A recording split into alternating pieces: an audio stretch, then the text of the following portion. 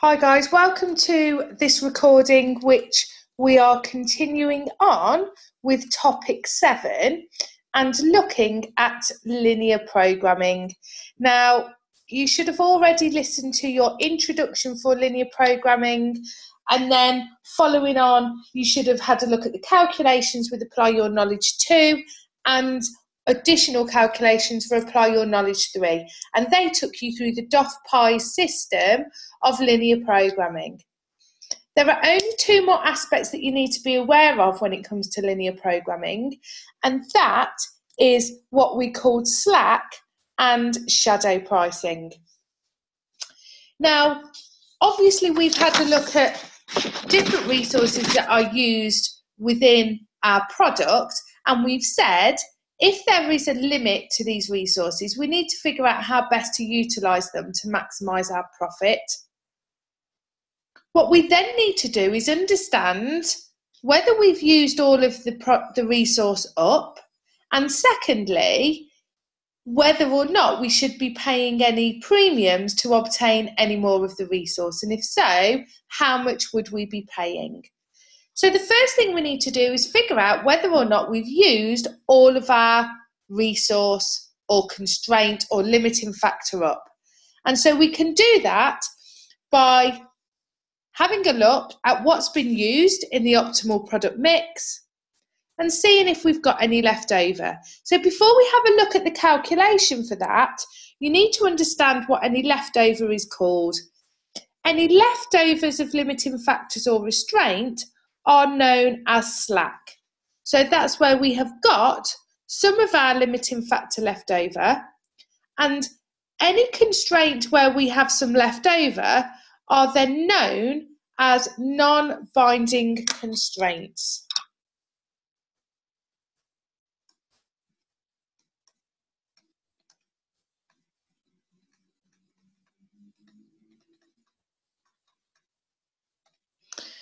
Okay, so if your constraint has got some left over, it is known as a non-binding constraint.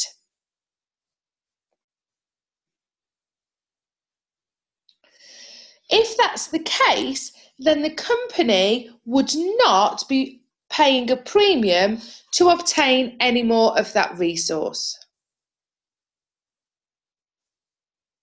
Okay? Now then, if we have used it all up, so all of our constraint limiting factor has been utilised, then we are going to be prepared to pay more for some additional resource. And the amount that we pay is known as the shadow price. Now, this shadow price is only the premium element. Okay, so it's only the additional amount above the normal price, which is called the shadow price. So we need to obviously understand how to calculate it, but let's give an example. If you paid $12 per metre additionally, and then you calculated a shadow price of, let's say, $2 per metre, in total you would pay $14, but it is the additional amount that is your shadow price. Okay, it is only that premium element.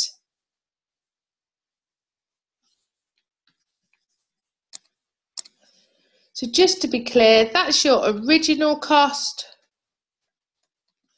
That would be your revised total cost. Sorry about that.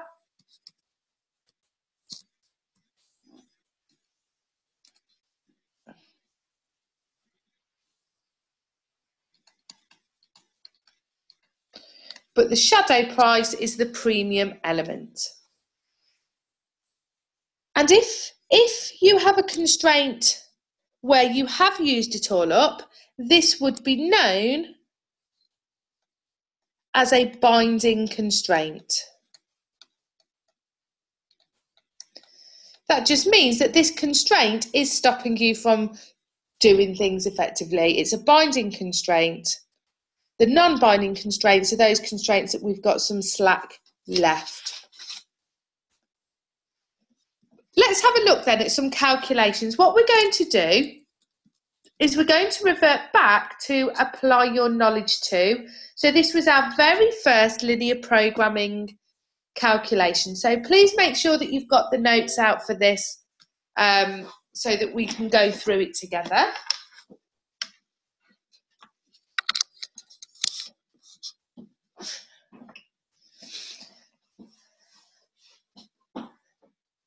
Now then, what you need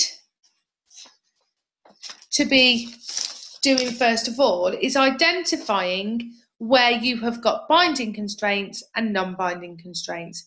So you need to be checking and doing calculations. Now, we know that at this point, we have used all of our resource for Department A and Department B in our optimal solution. So remember, for this question, we had Department A, Department B, and Department C. For Department A and B, they formed our intersect, didn't they? And so we've utilised all of these resources. We haven't got any left. Therefore, these are binding constraints. However, for Department C, that wasn't part of our intersect, and we've actually got some of C left over. Let's have a look and see what we've got left over of C. Okay, so just to highlight that we're using those figures above. Let's put another page in. So we're looking at slack and shadow pricing. And we are going to be using apply your knowledge to help us with some numbers. Okay, so Department A and Department B were our optimal solution, and therefore we have used all the hours. All hours have been used at the optimum solution. Therefore, these are going to be binding constraints.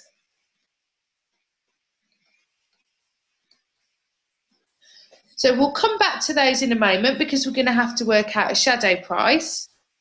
However, we're left with Department C, which is another resource that we had for our product. And because that was outside of our intersect, we must have some spare hours. So let's just have a look and prove it. We said that our optimal solution was to make 500 of X and to make 700 of Y. That was our optimal solution in this question. For Department C, your constraint was 12X plus 6Y had to be equal to or less than 12,000 hours. Okay, so if we pop back up just to have a look at that. So Department C was 12X, 6Y, 12,000 hours. Okay, just so you're happy with where the numbers are coming from. Therefore, if we multiply these across and then add them together, we can see that in actual fact, we have used 10,200 hours. Therefore, we have got left 1,800 hours. So we have got spare hours, which is spare limiting factor, and this is known, therefore, as your slack and is not a binding constraint, okay? And therefore, we wouldn't want to be paying any additional for hours in Department C, okay? You can prove then that we've used all of A and B by doing the same calculation for A and B, and you'll find that we've used all of their hours up. Okay, so what happens then for Department C is we end there. We do not create a shadow price where we're not prepared to pay a premium. Okay, we're not going to pay a premium for any more of Department C hours until we've used up these additional 1,800 that we've got left. Therefore, we don't need at this point to create a shadow price. So for Department C, we are finished. However, for Department A and B, we need to calculate a shadow price. And your shadow price, you need to calculate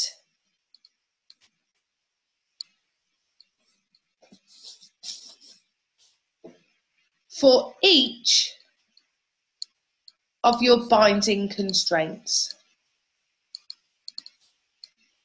Okay, so each binding constraint that you have to do a separate calculation. So you would do Department A first, and then you do Department B. And I'll show you how to do the calculation in a moment. The other thing then that you need to know about shadow price is, what is the shadow price? We've said that it's the premium that you'll be prepared to pay, and it is. And that is because what it's showing you is the additional contribution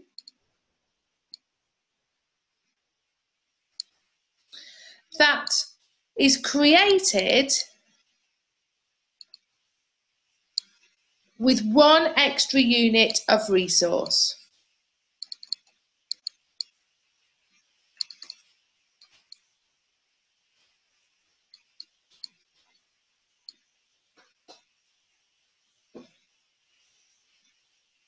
Okay, so every single extra unit of resource we use, we can see how much contribution is generated. And because we're using contribution as our driving force, this is contribution towards fixed costs. And therefore, you wouldn't want to pay more than this premium amount, because otherwise you're making a negative contribution and you won't be covering or contributing towards covering your fixed cost and therefore generate a profit. So that's why we set this as a maximum price that you're prepared to pay for an extra unit of resource. Okay, so how do we calculate it then? Well, you need to take the simultaneous equation that you prepared in your DOF pies, okay? Or you take the simultaneous equation based on the two intersects, or the simultaneous equation that you're going to be given, okay? So obviously your binding constraint is going to be in there, okay? So we're going to take forward this simultaneous equation. So let's take that down.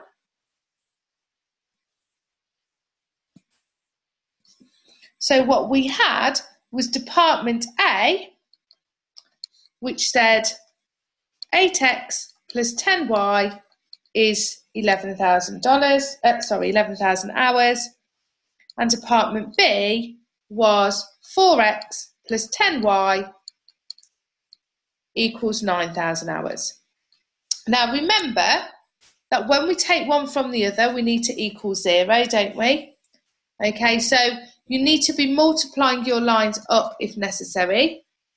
Now, in order to do shadow pricing, what we're going to do is follow exactly the same method as we did with our simultaneous equation that you saw originally. So what we're going to do is we're going to take one from the other, whereby we've got a 0x or a 0y. We're then going to work out the value of the one that isn't 0, and then we'll substitute that into our constraint formula and figure out the value for the other entry, giving us new optimal solution effectively. And what you can then do is identify the revised contribution using exactly the same methodology as we did to see our original contribution, and then we'll have a look at the difference, and that will be your shadow price. So you're following this calculation. There is one difference, and the difference is this. Okay, guys, hold on to your hat because it's a tricky one.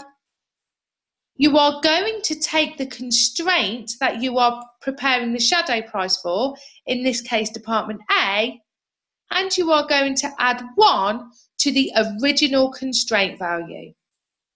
Therefore, we're no longer at 11,000 hours. We are now at 11,001 hours for Department A. You only add 1 to the binding constraints that you are figuring out the shadow price for, because remember, you have to calculate a separate shadow price for each binding constraint. Therefore, we'll deal with Department B separately in a moment. Okay, so we're just looking at Department A, therefore we add 1 to the original constraint. If you are then multiplying your lines up, which we don't have to do in this scenario, do we? Because actually, we've already forced a 0 value in either our X or our Y value. However, if you were multiplying your lines, it's really important that you add 1 to the original constraint and then you multiply that up exactly the same as you multiply the rest of your lines. Let's say, for example, we'd multiplied Department A by 5, okay? Then when we'd be at 40x, we'd be at 50y, and we'd be at 55,005, okay? So just make sure you're happy with that. You add 1 to your original constraint. You then work out the simultaneous equation exactly as we saw earlier. So what we do is we say, well, okay then, if y equals 0, then 4x must equal 2001. Therefore, x equals 525. If we then substitute that into our original formula, where we had 8x plus, oh, sorry, we've got the x value, haven't we? So we've got 8x, which is now 8 multiplied by the 525 that we've just calculated. And we add that to our 10y, we equal 11,001. Therefore,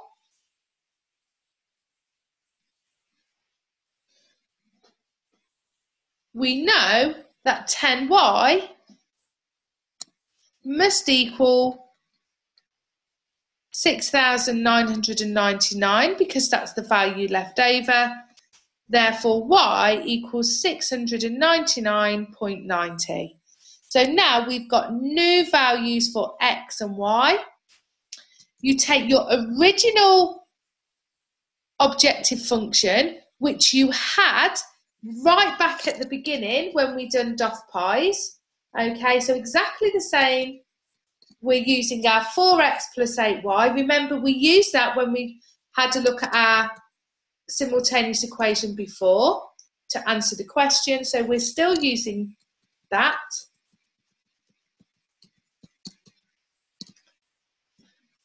So your original objective function was 4x plus 8y. And so this time we multiply it by our new values, which was 500.25 for x and 699.90 for y. And then when you add those across, you get a revised contribution valued at 7,620, and your original contribution, which you can see from when we completed this originally,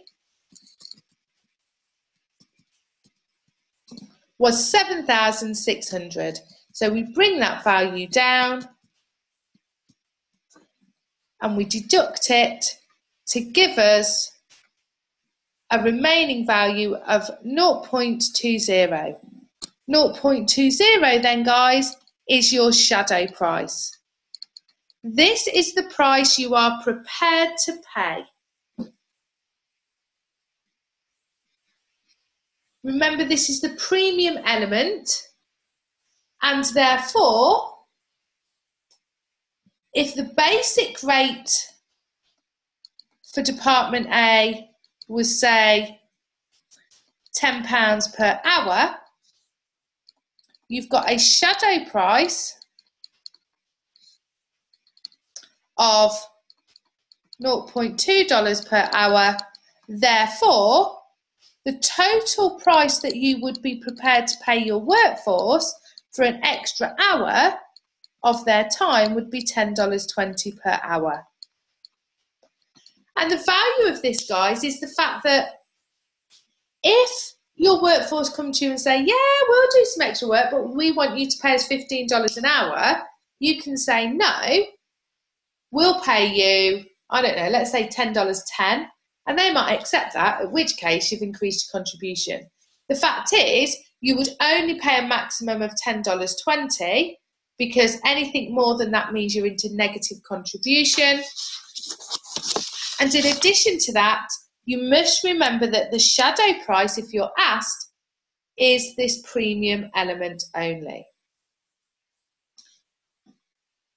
Okay, guys, so that's how you calculate a shadow price. You can now calculate a shadow price for B as well, if you choose to. I would like you to have a go at that and send it in to me so I can have a look at your answers, because it is really, really good practice for you to be having a go and not just listening. So you need to follow the same process. This time around, your constraint for Department A will go back to being 11,000, and your constraint for Department B will now be 9,001. Okay, so that concludes this recording.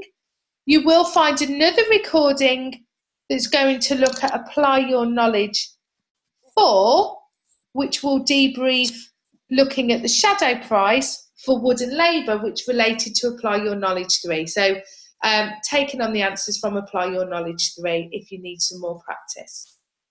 Okay, guys, well done, and thank you for listening in.